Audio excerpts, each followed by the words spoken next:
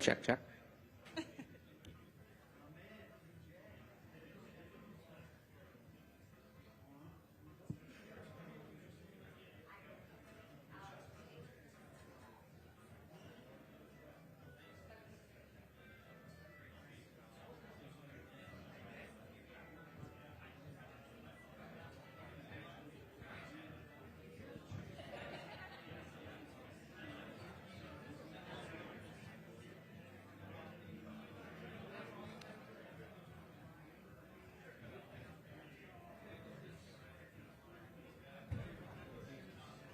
Hey, check, check, 1, 2.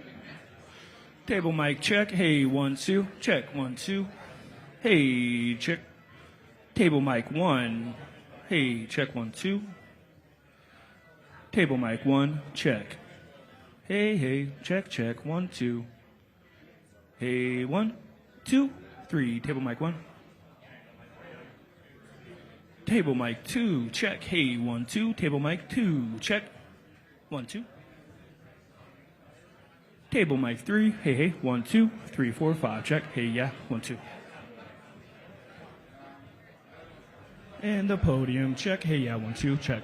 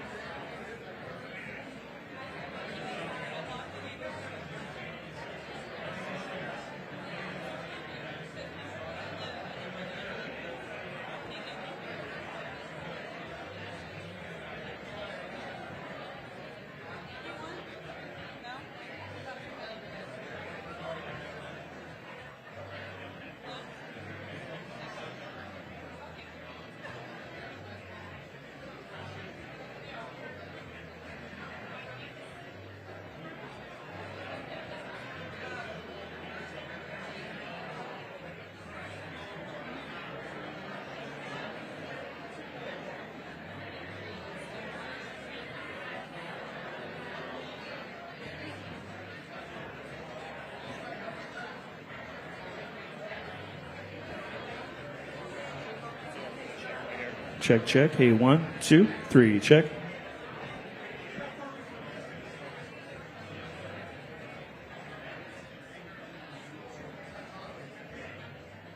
Check, check. Hey, 1, 2, 3, check. Okay. Copy.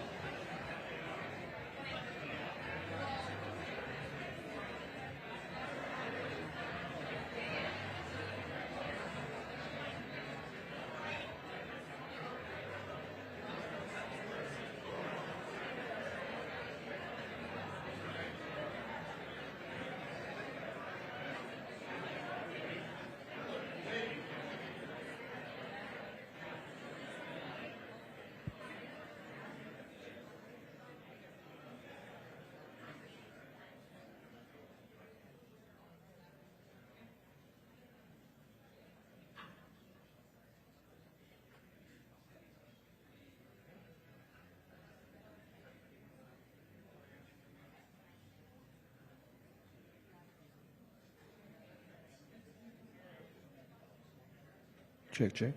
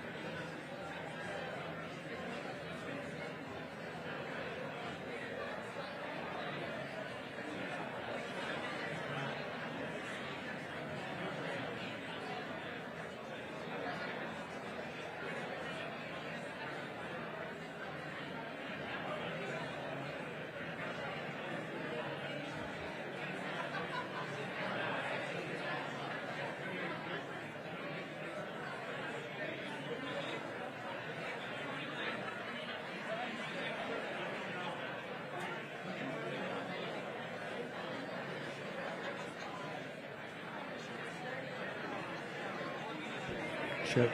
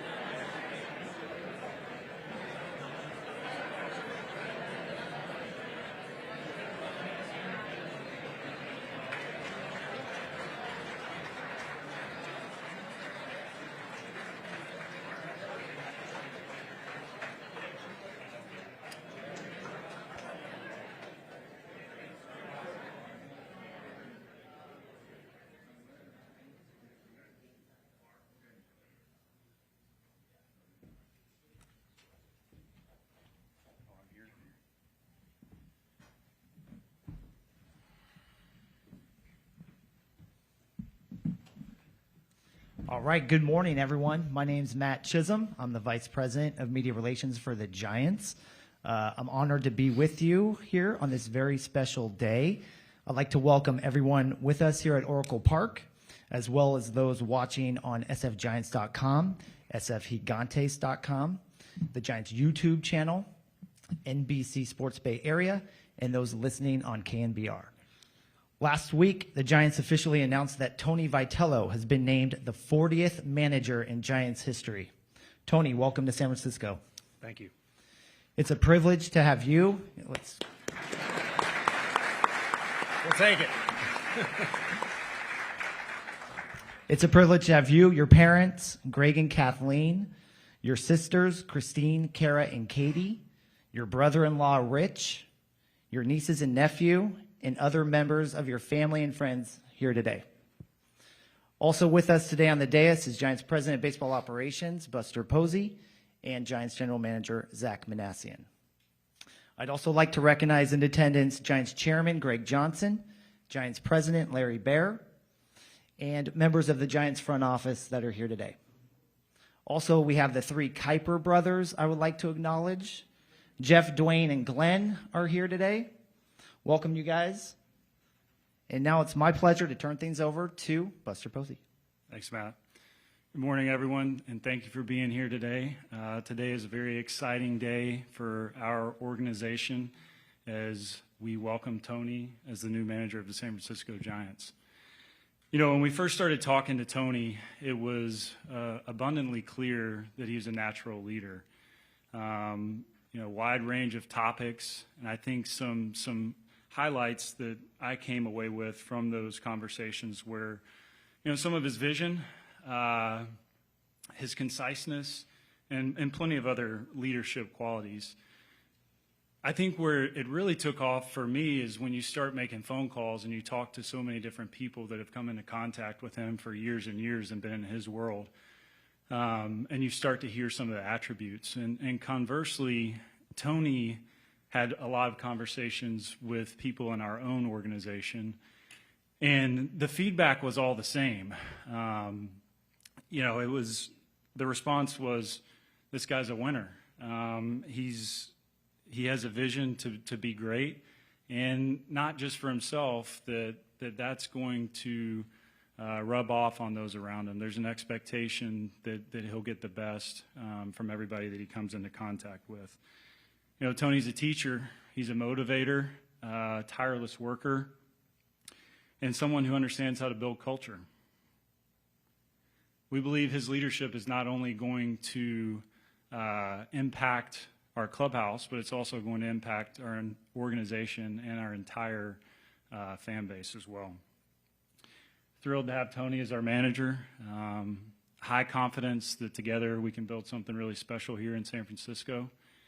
And so now it's my pleasure to introduce Tony Vitello as the next manager of the San Francisco Giants.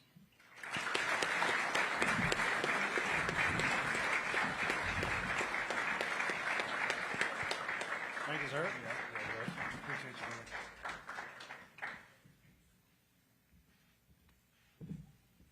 We gonna mess up that hair? I think we should. A little more comfortable.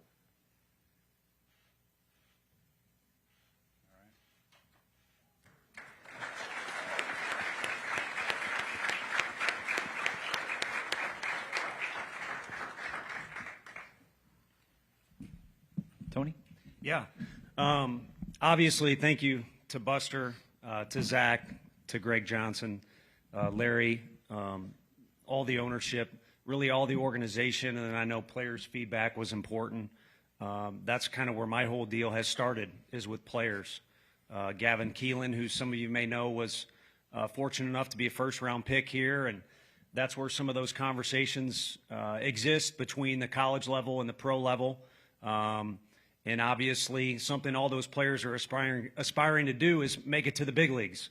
And as this process has gone on, it's been funny. I've gotten a lot of text messages about living out your dream, or somebody said, when you have baseball cards when you're little, which I still have some. I don't know if they're worth anything or not, but did you dream, or you dreamed of being this? I never dreamed of being a Major League Baseball player. I don't know why. My skill level wasn't very high. I think it was just so far above the clouds that I never even saw it. And for me as a coach, I was just kind of trying to make my way. I got thrust into a position at a young age that I probably didn't even deserve. So I was just trying to do a good job. And fortunately, it helped get me to the next spot and the next spot and the next spot. And eventually this did become a dream, where I just kind of decided if it was, if I was blessed enough to receive an opportunity, this is something I wanted to do before I was done coaching, in general. And now I'm incredibly humbled and blessed to do so. So it is a dream come true, but it's a very recent dream. It wasn't one I had for a while. And as much as I'd love to sit up here and promise things and pound my fist on the desk and all that, and really all I want to do is a good job.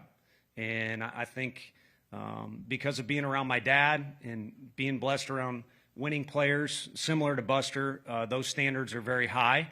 And I have spent some, I know it'll be a question later, I have spent some time around this organization, either as a fan or just watching or, again, through business ways. I'm fully aware of the tradition that's here and the excellence that's been brought by managers like Bochy, Dusty Baker, the toughness from guys like Baumgartner and Romo, the loyalty, which is incredibly important, word to me and my family, which is epitomized by the guy to my right, and the records that have been set by guys like Bonds and Mays and Lincecum and everybody else. And then, the one thing that always got to me was the family, the sense of family that was a part of this organization. And one of the players I coached came up during Hunter Pence's playing days and just talked about how good that guy was to everybody in the organization, especially younger aspiring players and rookies. So there's a lot to learn from the past, and there is very high expectations, very high standards to meet because of the past. And this is a challenge that's been presented to me, and again, I'm humbled and honored to be here in front of you today to take on that challenge. Okay, thanks, Tony. With that, we will open it up to questions for the media. I just ask, if you have a question, please state your name and affiliation. Let's go right here to John Shea. Hello, Tony. Welcome to the Bay. Thank you. Now, you've coached college. You haven't played, coached, or managed in the big leagues. 56 games versus 162 plus spring training and whatever happens in October. But Buster and Tony, have you talked about how different this will be in terms, we've seen how emotional and passionate you are at the college level.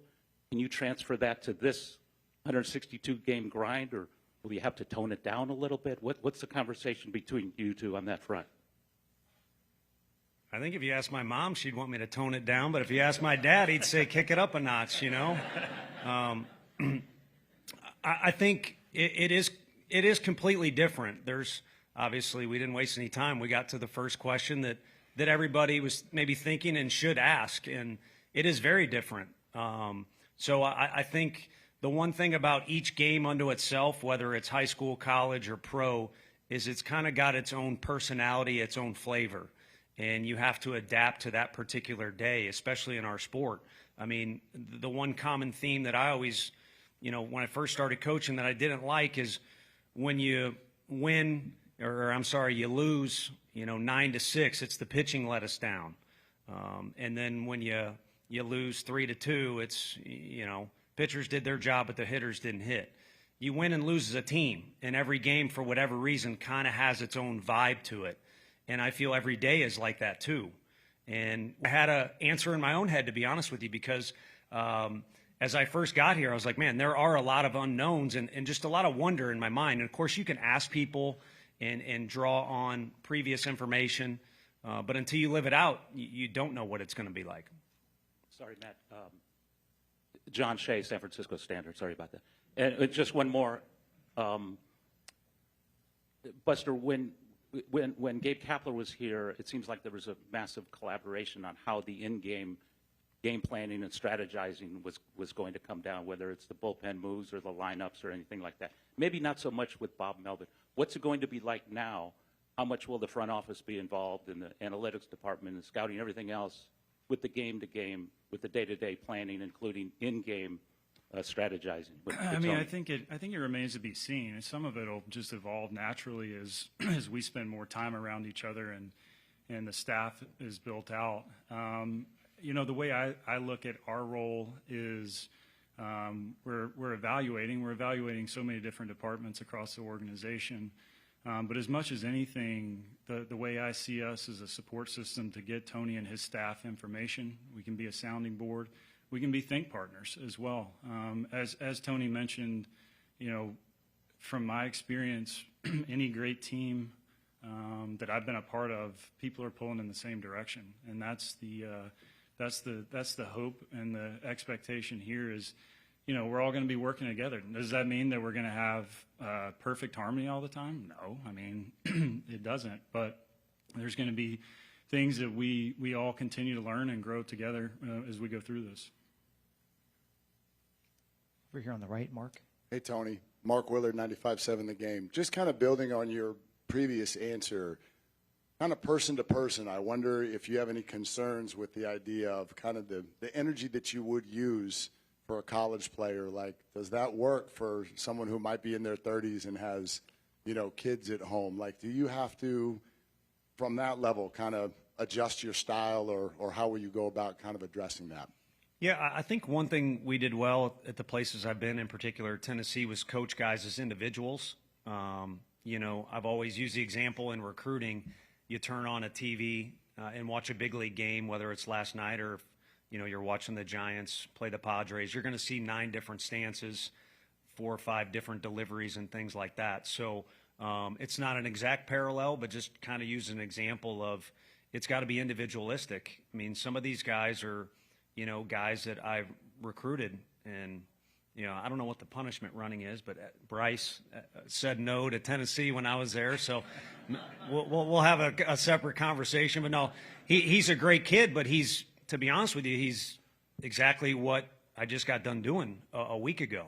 And then you know, climb the ladder and you get to a guy like Justin Verlander or a Max Scherzer or somebody like that. I think those conversations are completely different. So it's an easy answer to say it's individualistic because it's kind of vague, but that's truly what it is. And then falling back on my other answer, I do think you got to come to the office and vibe it out. I think some of those conversations are a lot easier when things are going good, and when they're not. You know, Buster just kind of got done commenting on, we'll all work together. The whole goal is to create a bond here between everybody at the top all the way down to whatever you consider, you know, the bottom of the depth chart, and all have a bond strong enough that when Alex Gordon hits a triple, everybody's still on the same page and willing to get through that moment and come out victorious. I was at that game, by the way, behind home plate. It was rather intense.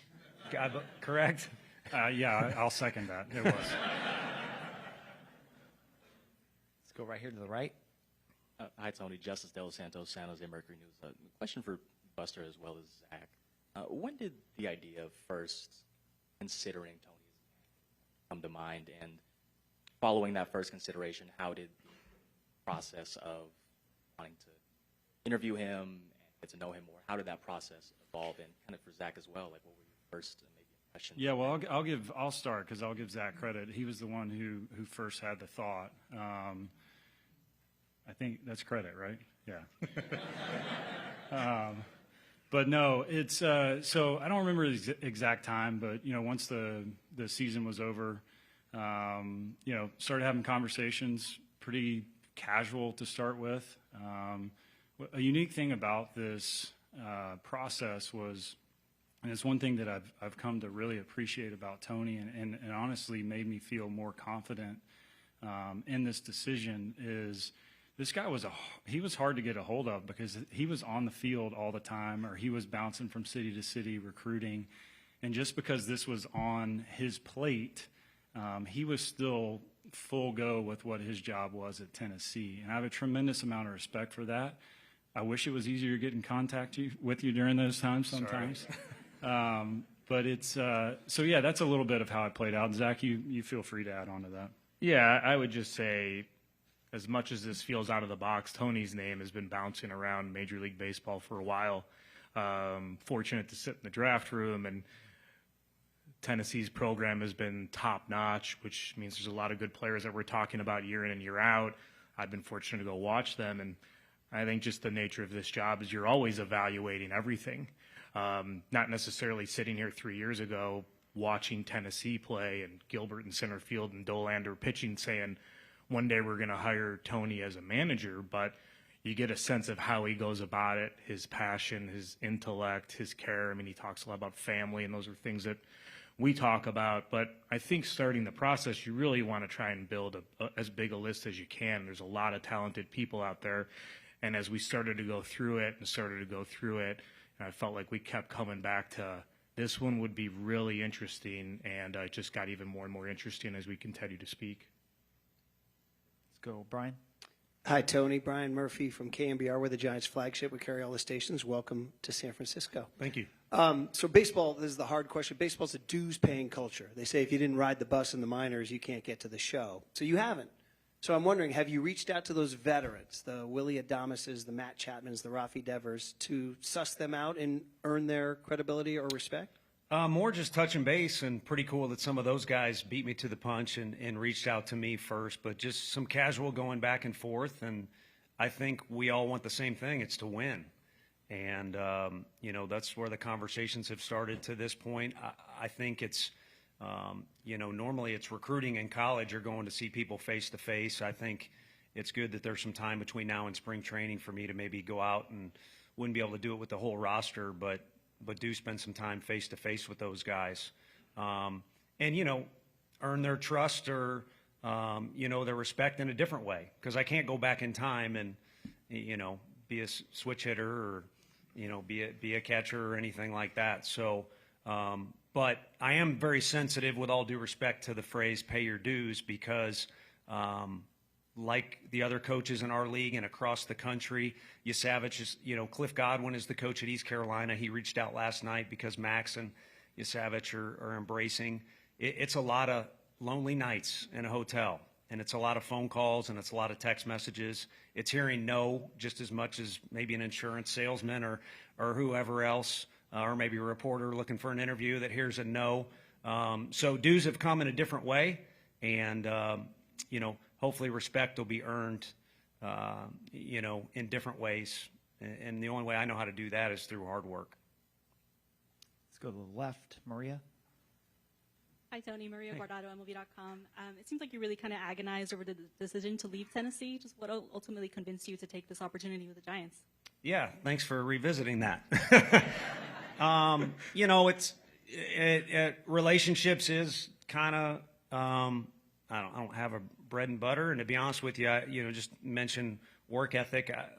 On the field, I joke. I mean, I had decent skills, and I don't know that I have many skills to offer in baseball. And sorry if that lowers expectations around here. I think for whatever reason, I clicked on pitching a little bit when scouting. Maybe a few guys maybe hit the nail on the head there, but I've just tried to work hard. And I think no matter what field it is, probably everyone here knows from the media, it's not easy. It's hard work. You all have a job to do too. And the harder you work, the more you have success, and the more you also figure out what doesn't work, and trial and error and things like that. So that's a long lead into a lot of relationships, and a lot of work were put into that. It's a phenomenal place to live, work. Like here, the one similarity I saw is the fan base is arguably the best in the country for who they are, and you end up creating a bond if you do put in the work with those people, where there's a reciprocation. For everything you give to them, you get back. I don't know what number you want to attach to it, but you get back. And then I started my, rambling at the beginning by talking about players. I owe everything to the coaches that have given me opportunities, like Tim Jameson, who I played for, and he gave me my first coaching job, but more to the players that have competed the way they have when I've been fortunate enough to be in the dugout. And then you get some credit. And those relationships are tough. And no one wants to see that team go to Omaha more than me that's in Tennessee. But I'll tell you whose wins I'd enjoy more than Tennessee's: San Francisco Giants. Let's go, Janie. Hi, Tony. Janie McCauley from Associated Press. You referenced your mom might want you to take things down a notch, and your dad would say, let's ratchet it up here. What do you want people to know about your style, and maybe the mix of both your parents that you have, and maybe how they've influenced how you do your job? Yeah, my mom's Irish, so you probably picked up on there were days where you're a little teary-eyed about in different ways, excitement about opportunity and relationships and things like that, and then just overall a bunch of emotions that come about when you tie in the whole story. My dad's Italian, and he's a great cook, but he was the ultimate competitor, and he hated to lose.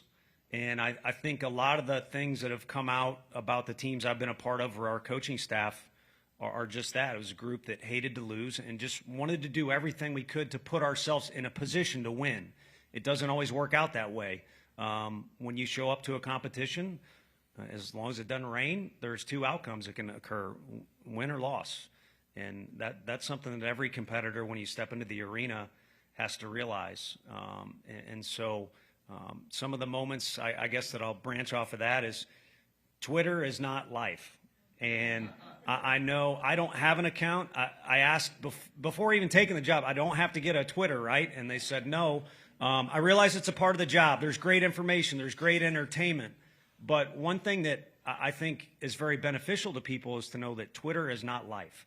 So you pull a 3-second clip and you see Drew Gilbert doing something in college, you think he's a maniac, and maybe a maniac off the field, and you don't get the full scope of the kid is literally a sweetheart, off the field. But yeah, he's very competitive on the field.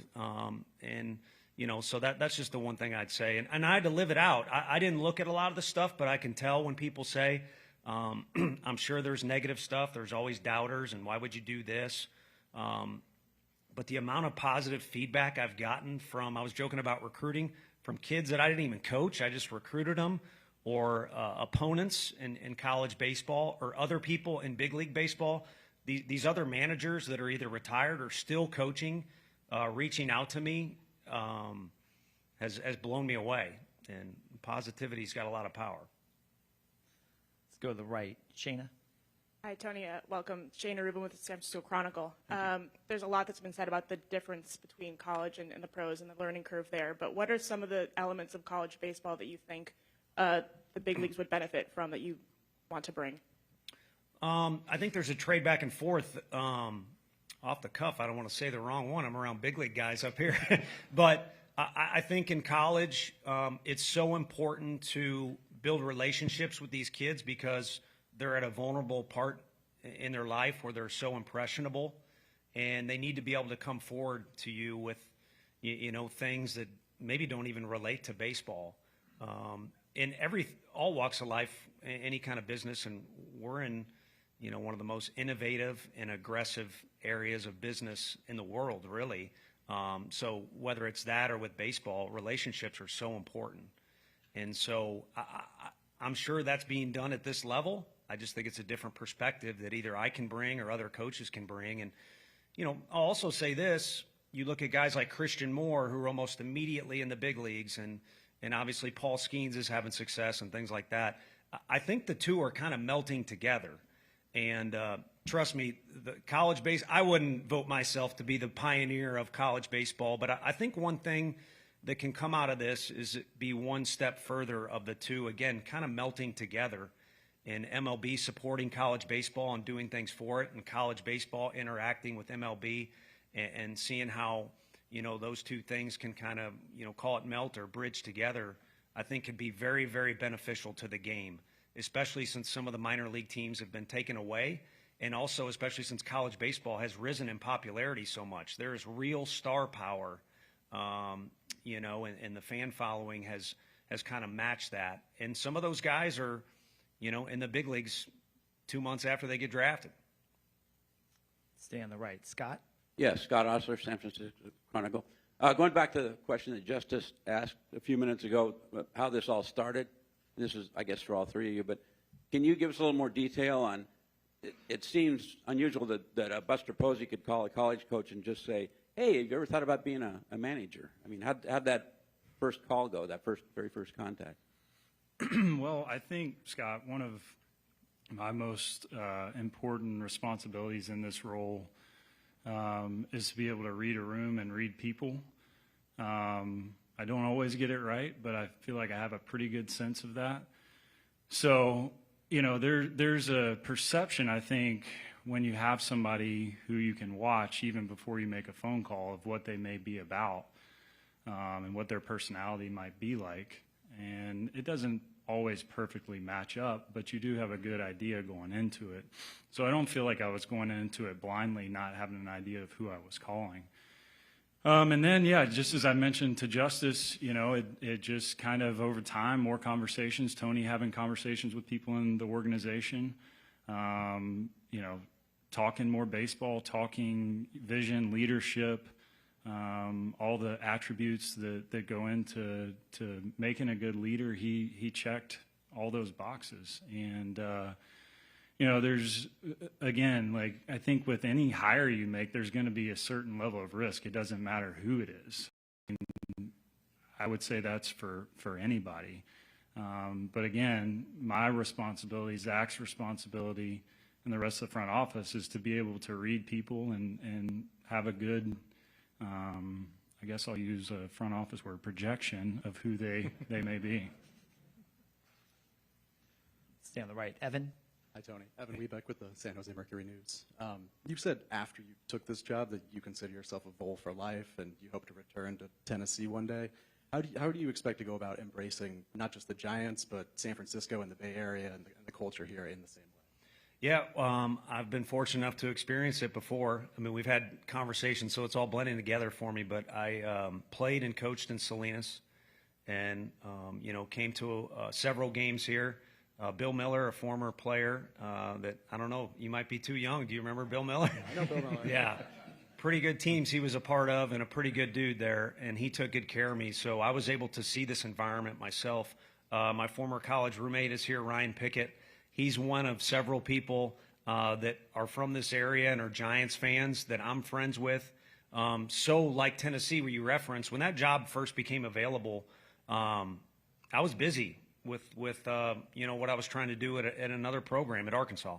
And I was like, well, it's not who you know, it's not who you are, but who you know. And I was like, I don't know anybody at Tennessee. Well, it kind of turned out I did. There was like 7, 8 little connections, and it's been interesting how this has come to be. Obviously, there's some players in the organization I'm familiar with, but just a lot of random connections. And again, 2 summers that were very special to me that I spent in Salinas, California, not too far from here, where I was educated on the Giant fan base and the organization itself, and also just the people in general and how great of an area this is, Can you tell us just a little bit more about your time in Salinas and the impressions that you came away from, I guess, Northern California with? Yeah, I was in good hands. Deborah Cole was my host mom those 2 summers, and people make a place, and the park was fun to go to, and we had a good group of players and the fans, not quite as big of a crowd as here, were abundant, but it was the people there that just made you feel welcome. And being from the Midwest, you've got different stereotypes throughout the country on what the vibe is like where you're from. And in the Midwest, home and family and kind of feeling welcoming is very, very important. And that was very evident from day one, in part, again, who I was staying with and who I was surrounded by, but just in general. And it's different up here. It just is. Abnormal may sound like you're saying weird or in a bad way, but very abnormal the last couple days since I've been here. The attention to detail, the people at the hotel that have either been tipped off or maybe already, I'm like, how much did you give these guys but it's not random, it's not coincidental, it's culture. And again, that's also a vague word and one that's overused a lot, but it's abnormal here. And I think it's probably fed into the success of the organization, which has also been abnormal. Let's go to the back left. Tim? Yeah, Tim Kawakami, San Francisco Standard. I don't think I've introduced myself to Buster, but to Buster, obviously Tony's not lacking in energy and personality. I know maybe it wasn't the single thing you were looking for, but were those factors, like either you identified, hey, I'm meeting this guy, this is what we need, or did you have that kind of circled when the search began? You'd like some energy, you'd like some personality in that clubhouse. Yeah, no, I mean, I don't think it would be fair to say that was like the overriding factor that I was looking for. I was looking for somebody that I felt like shared a similar vision, had similar ideals. You've heard him talk about people over and over again up here. To me, that's your secret sauce in everything. It's the relationships you build. And so for me, it was finding somebody that I think we matched up in a lot of those ways, and that we could grow together. The hope is that this is a relationship that lasts a really long time. And you did mention vision and conciseness. I know you don't pick words randomly. I don't know if I'm referring to any question he's already answered, but can you tell us what what do you mean by Yeah, concise? I mean, so look, I think concise comes from my conversations with him over the last few weeks, and he's very direct in his thoughts, and there's not a lot of hemming and hawing. He has what he believes. Now, I will say that I think that can be